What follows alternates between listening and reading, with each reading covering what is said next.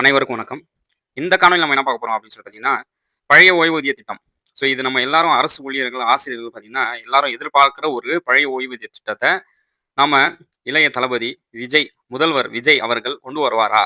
So அத பத்தி தான் நம்ம இந்த காணொளியில டீட்டெயிலா பார்க்க போறோம். ஸோ இந்த காணொளிய ஸ்கிப் பண்ணாம பாருங்க. ஸோ உங்கள மாரி நானும் ஒரு அரசு ஊழியர் தான். ஸோ அப்போ நம்ம எல்லாருக்கும் ஒரு முக்கியமான ஒரு விஷயம் என்ன அப்படின்னு சொல்லி பார்த்தீங்கன்னா, இந்த பழைய ஓய்வூதிய திட்டம் என்பது நமக்கு எல்லாருக்கும் ரொம்ப ரொம்ப முக்கியம்.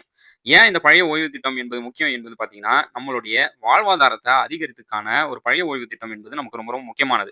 அது நம்ம வேலையில இருக்கும்போது கூட நம்ம இந்த பழைய ஓய்வு திட்டம் நமக்கு ரொம்ப ரொம்ப யூஸ்ஃபுல்லாவும், அதே வேலையில நம்ம ரிட்டயர் ஆனதுக்கப்புறம் கூட நமக்கு இந்த பழைய ஓய்வூதியம் பார்த்தீங்கன்னா, ரொம்ப ரொம்ப யூஸ்ஃபுல்லாவும், நம்ம உயிரோடவே இல்ல அப்படின்னு சொன்னாலும் நமக்கு பார்த்தீங்கன்னா, இந்த பழைய ஓய்வூதியம் திட்டம் பார்த்தீங்கன்னா, நமக்கு ரொம்ப யூஸ்ஃபுல்லாகும். ஆனா, இதுக்கு முன்னாடி இருந்த அரசு பார்த்தீங்கன்னா, இந்த பழைய ஓய்வூதியத்த என்ன பண்ணாங்கன்னா, மாற்றி அமைக்கிறோம் அப்படின்னு சொல்லி டாப்ஸ் என்ற ஒரு ஸ்கீம கொண்டு வந்தாங்க. ஸோ அந்த ஒரு டாப் ஸ்கீம்ல பார்த்தீங்கன்னா, நமக்கு எந்த விதமான ஒரு பயனும் கிடையாது. நம்மளுடைய காசு நமக்கு தான் கிடைக்கிற மாரி ஒரு பயணம் தான் அந்த டாப்ஸ் ஓய்வூதியத்துல இருந்துச்சு. ஆனா, பழைய ஓய்வூதிய திட்டம் என்பது அந்த மாரி கிடையாது. இந்த பழைய ஓய்வூதிய திட்டம் நமக்கு வந்துச்சுன்னா, ஏராளமான பணபலன்கள் நமக்கு அரசு ஊழியர்களுக்கும், ஆசிரியர்களுக்கும் கிடைக்கும்.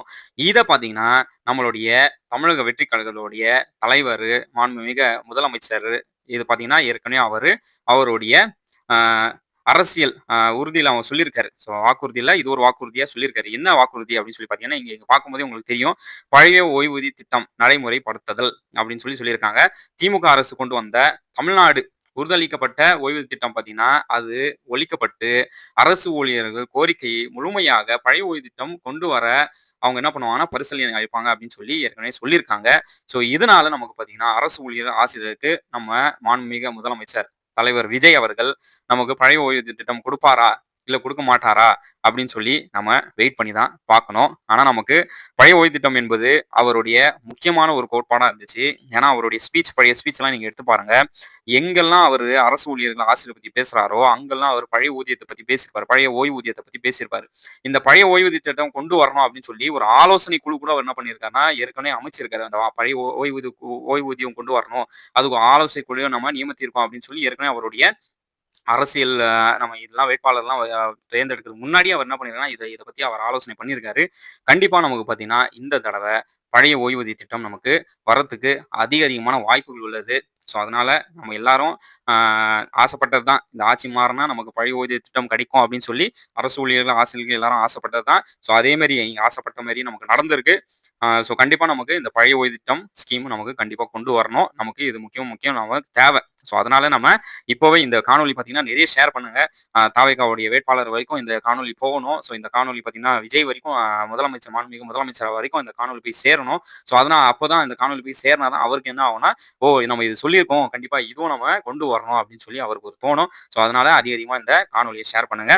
இப்போ இருக்கிற அரசு ஊழியர் ஆசிரியருக்கும் யூஸ் ஆகும். ஸோ, வருங்கால அரசு ஊழியர் ஆசிரியருக்கும் யூஸ் ஆகும். ஸோ, அரசு ஊழியர் ஆசிரியரை பத்தி அவரு அந்த பழைய ஓய்வூதிய திட்டம் பத்தி மட்டும் சொல்லல. ஸோ நிறைய விஷயங்கள் சொல்லியிருக்காரு. தற்காலிக ஆசிரியர்கள், பணியாளர்கள் பணி நிரந்தரம் அப்படின்னு செய்வோம் அப்படின்னு சொல்லி ஏற்கனவே சொல்லியிருக்காரு. 5 வருஷம் யாரெல்லாம் வேலை செய்றீங்களோ, தற்காலிக ஆசிரியர்களா இருக்கட்டும், இல்ல செவிலியர்களா இருக்கட்டும், 5 வருஷம் நீங்க அந்த பள்ளியிலயோ, இல்ல மருத்துவமனையிலோ வேலை செஞ்சீங்கன்னா, தற்காலிகமா வேலை செஞ்சீங்கன்னா, உங்களுக்கு பணி நிரந்தரம் அப்படின்னு சொல்லி ஒரு வாக்குறுதிய குடுத்திருக்காரு. ஸோ கண்டிப்பா இந்த வாக்குறுதியும் பார்த்தீங்கன்னா, அவர் கண்டிப்பா நிறைவேற்றுவாரு. ஏன்னா, இதெல்லாம் அவரு முக்கியமான வாக்குறுதியாக அவரு ஏற்கனவே நம்ம பேசினது தான், ஏற்கனவே சொன்னது தான். ஏன்னா, அவர ஆசிரியர்களும் கூப்பிட்டு பேசியிருக்காரு. அதே மாரி செவிலியர்களும் கூப்பிட்டு பேசியிருக்காரு. ஸோ அந்த கோரிக்கையெல்லாம் அவங்ககிட்ட பேசி தான் என்ன பண்ணியிருக்காரு வாங்கியிருக்காரு. ஸோ அதனால நம்ம இந்த வாக்குறுதி கூட எதிர்பார்க்கலாம். யாரெல்லாம் ஏற்கனவே 4 வருஷம் வேலை செஞ்சு வேலை விட்டு இருக்கீங்களோ, ஸோ நீங்கலாம் உடனடியா போய் நீங்க பள்ளிக்கூடத்துல போய் ஜாயின் பண்ணுங்க. 5 வருஷம் எக்ஸ்பீரியன்ஸ் இருந்தா கண்டிப்பா உங்களுக்கு நிரந்தர பணி கிடைக்கிறதுக்கு அதிகமான வாய்ப்பு இருக்கு. அதே மாரி இன்னொன்னு நமக்கு என்ன தேவை அப்படின்னு சொல்லி பார்த்தீங்கன்னா, 8வது ஊதிய குழு. ஏற்கனவே மாநில அரசு ஏற்கனவே பார்த்தீங்கன்னா, சென்ட்ரல் கவர்மெண்ட் பார்த்தீங்கன்னா, நமக்கு ஊதிய குழு 8வது ஊதிய குழு அமல்படுத்துவாங்க அப்படின்னு சொல்லி ஒரு டேட்டா அறிவிச்சுட்டாங்க. ஆனா, இப்போதைக்கு தமிழ்நாடு பொறுத்தவரைக்கும் அத பத்தி அவங்க சொல்லவே இல்ல. ஆனா, நம்ம தமிழக வெற்றி கழகத்துடைய தலைவர் மாண்புமிகு முதலமைச்சர் விஜய் அவர்கள் என்ன பண்ணியிருக்காருன்னா, இந்த 8வது ஊதிய குழு பத்தி சொல்லியிருக்காரு. ஸோ கண்டிப்பா இதுவும் நமக்கு கூடிய விரைவில் நமக்கு கிடைக்கும். ஸோ அதனால நம்ம இந்த காணொலிய அதிகமா ஷேர் பண்ணுங்க. ஸோ இப்போ உங்களுக்கு இத இத இத பத்தி ஏன் சொல்றேன் அப்படின்னு சொல்லி பார்த்தீங்கன்னா, இதெல்லாம் அவர் சொல்லியிருக்காரு. நமக்கு இதெல்லாம் அரசு ஊழியர், ஆசிரியருக்கு இதெல்லாம் கிடைக்கிறதுக்கு அதிகமான வாய்ப்புகள் உள்ளது. ஸோ அதனால நம்ம வெயிட் பண்ணி பார்ப்போம். ஸோ வேற ஏதாவது டவுட்ஸ் அண்ட் கிளாரிஃபிகேஷன் இருந்துச்சுன்னா கண்டிப்பா கமெண்ட்ல சொல்லுங்க. ஸோ அனைவருக்கும் வாழ்த்துக்கள். நன்றி. வணக்கம்.